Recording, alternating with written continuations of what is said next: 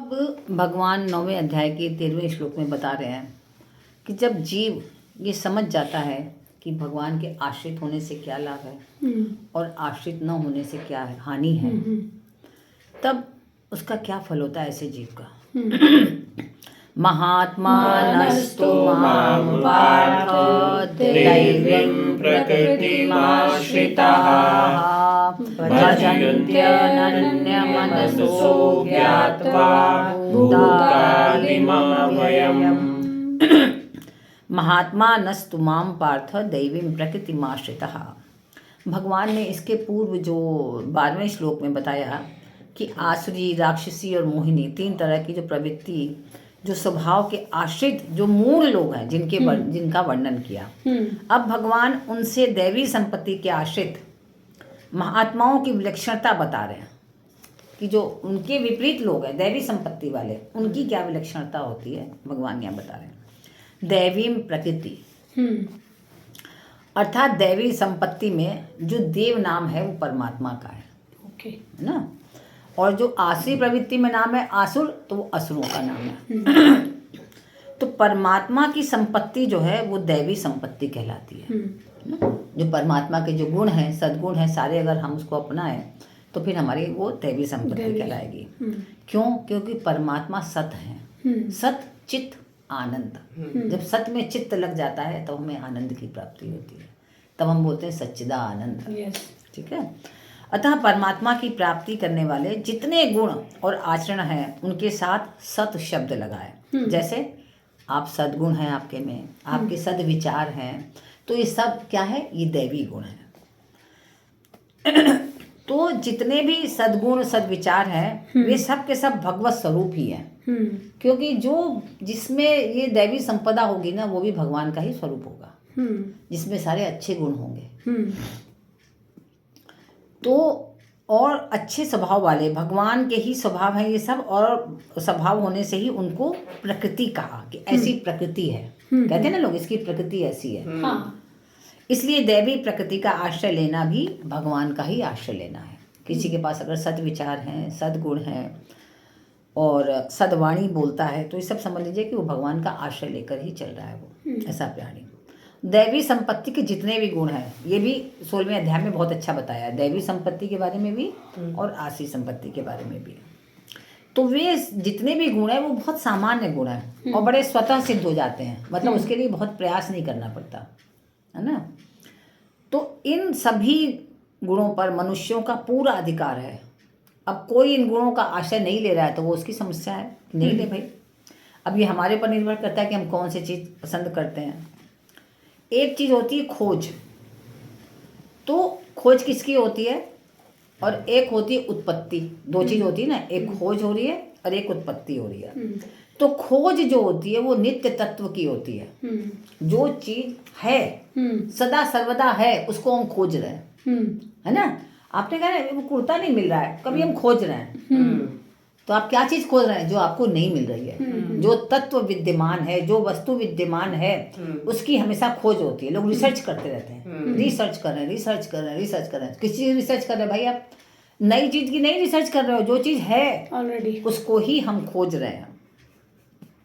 तो जिस वस्तु की उत्पत्ति होती है वो नष्ट होने वाली भी होती है ना। तो दैवी संपत्ति के जितने सद्गुण सदाचार हैं उनको भगवान के और भगवत स्वरूप समझकर हमें धारण करना चाहिए, उनका आश्रय लेना चाहिए। तो ये क्या है? ये खोज है ना। भगवान की सारे जो भी भगवत संबंधी जो विचार है ये सबको हम खोज रहे हैं, क्योंकि ये है, विद्यमान है। लेकिन हमारे अंदर अगर नहीं मिल रही है या हम उसको चाह रहे हैं तो हमें उसको जो है खोज करके उसको अपने अंदर लेना चाहिए। क्योंकि ये किसी से उत्पन्न नहीं है, ये है, विद्यमान है। तो किसी की व्यक्तिगत ये उपज भी नहीं है कि कहें कि भाई इन्होंने पैदा किया, ऐसा कुछ नहीं है। किसी ने कोई पैदा रिसर्च करके हमने कोई नया काम किया, ऐसा कुछ नहीं है। वो तो पहले से है, हमने ढूंढ दिया, हमने इसको ढूंढा, हमने अपने ढंग से उसको ढूंढा।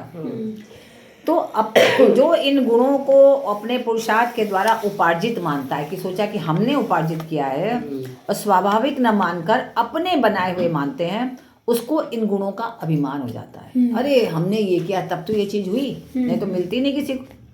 तो अभिमान ही वास्तव में प्राणी की व्यक्तिगत उपज है, वही व्यक्तिगत उपज है। जो खोज रहा है, रिसर्च कर रहा है, वो उसकी व्यक्तिगत उपज नहीं है। वो जो अहंकार कर रहा है कि मैंने ये किया, ये व्यक्ति, और जो अहंकार जो वो नष्ट हो जाएगा, उसका बचेगा नहीं, क्योंकि वो तो पहले से था ही और अभी भी है, आगे भी रहेगा। तो जब मनुष्य दैवी गुणों को अपने बल के द्वारा उपार्जित मानता है और मैं सत्य बोलता हूँ, दूसरे सत्य नहीं बोलते, तो इस तरह दूसरों की अपेक्षा अपने में विशेषता मानता है वो, और यही जो है उसको अभिमान पैदा कर देता है।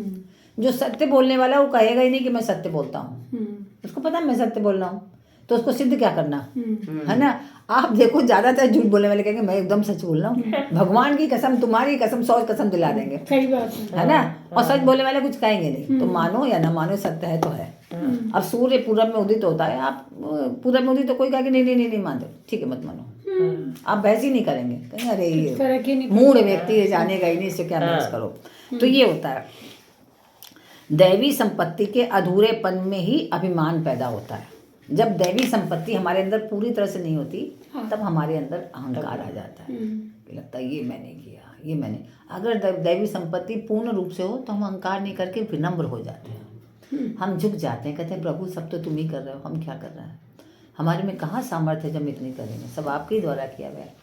तो वो तब आएगा जब दैवी संपत्ति से हम पूर्ण होने लगेंगे, धीरे धीरे धीरे धीरे। देखिए वो जागृत होने लगता है, बाल रूप में ही जागृत होने लगता है आपके हृदय में, हाँ जी, है ना। ठीक है मैं चोट बाद में हो, लेकिन धीरे धीरे जागृत होने लगता है। कबीर जी ने भी कहा ना, जब मैं था तब हरी नहीं, अब हरी है मैं नाही, सब अंधियारा मिट गया, गया, दीपक देखा रेखा। भाई, हाँ, कितनी सुंदर पंक्ति है। हाँ, तो अगर सर्वथा सत्य भाषण हो तो मैं सत्य बोलने वाला हूँ, इसका कभी अभिमान नहीं होगा, है ना। तो मनुष्य में दैवी संपत्ति तभी प्रकट होती है जब उसका उद्देश्य केवल भगवत प्राप्ति होगा।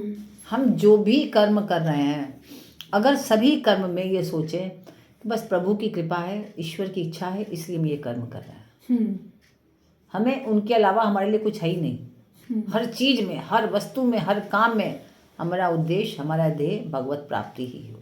हर क्षण ये हो कि हमसे कोई गलत ना हो, जो भी हो प्रभु के लिए हो, उनके ही आश्रित हम हैं, और बस और कुछ नहीं है। तो नम्रता, सरलता, निराभिमानता हमारे अंदर आ जाएगी, और साधन में भी हमें नित्य उत्साह रहेगा, बड़े उत्साह के संग हमेशा अपने कर्म को करेंगे। तो जो मनुष्य भगवान से विमुख होकर उत्पत्ति और विनाशशील भोगों और संग्रह में लगे हुए हैं, वे क्या कहा है भगवान कृष्ण ने कि वो अल्पात्मा है, वो पूर्ण नहीं है, हर समय भोग में ही लगे हुए हैं, हर समय ऐसी चीज़ों में लगे, नाशहीन चीज़ों में। और जिन्होंने भगवान का आश्रय ले लिया तो उनकी धीरे धीरे धीरे धीरे करके मूर्ता चली जाती है, फिर वो मूढ़ नहीं रह जाते हैं। भजन त्यन मनसो ज्ञात्वा भूतादिमव्ययम, कि मैं संपूर्ण प्राणियों का आदि भी हूँ और अविनाशी भी हूँ, मैं पैदा करने वाला हूँ, मैं ख़त्म करने वाला भी, दोनों ही मैं हूँ। तो जब अगर कि संसार उत्पन्न नहीं हुआ था उस समय मैं था, और जब संसार नहीं रहेगा तब भी मैं रहूँगा। तो लेकिन मैं कभी भी अहंकार नहीं करता कि मैंने सृष्टि बनाई या मैंने प्रलय किया, ऐसा कुछ भी नहीं है। तो मेरे अंदर कोई भी किंचित मात्र भी कमी नहीं आती, क्योंकि मैं अहंकार नहीं करता। इस कारण से अनन्य मन वाला क्या मतलब हुआ, अनन्य मन सह, भगवान ने ये कहा कि अनन्य मन वाला होने का तात्पर्य है कि उनके मन में अन्य का आश्रय नहीं है, किसी और का सहारा नहीं है। हाँ,